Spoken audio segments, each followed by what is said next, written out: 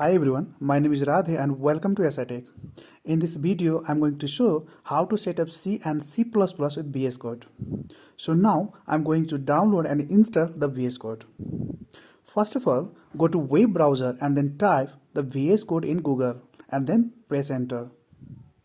And now click on this above link as you can see. And you can see here the VS Code is available for all operating systems like MacBook, Windows and Linux. Whatever operating system you are using, just download the VS Code for the same operating system.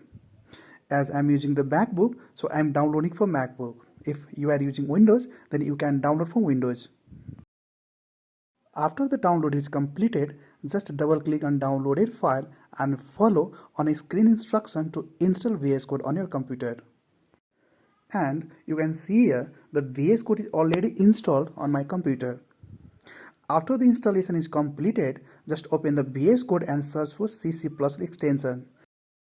And now open the search bar and just type Code Runner. And you can see here, Code Runner is searched. So now you have to install Code Runner. And you can see here, the Code Runner is already installed on my computer. Now again type C++ extension and you can see here, C++ extension is searched. So now we have to install C++ extension and C++ extension pack on your computer. If you are a MacBook user, then you have to install GCC on your MacBook. So now open terminal and then type brew -- version and you can see here brew is already installed on my MacBook. First, you need to install brew because if you will install brew, then by default GCC will install on your MacBook. So first, you need to install brew on your MacBook. For brew installation, just type brew install and then press enter. After that, brew will install on your MacBook. Now just type gcc -- version and you can see here GCC is already installed on my MacBook. If you are a Windows user, then you have to install MinGW on your Windows. For that, go to web browser and then type MinGW in Google and then press enter. And you can see here MinGW is searched. Now you have to download and install MinGW for your Windows. Now let's create a new folder on desktop for the C++ program.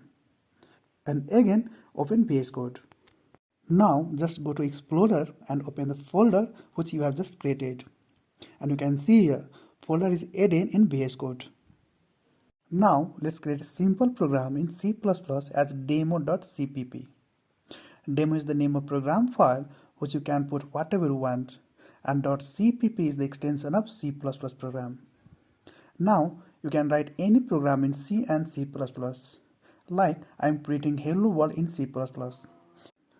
And now press on run button and you can see here your C++ program is running successfully.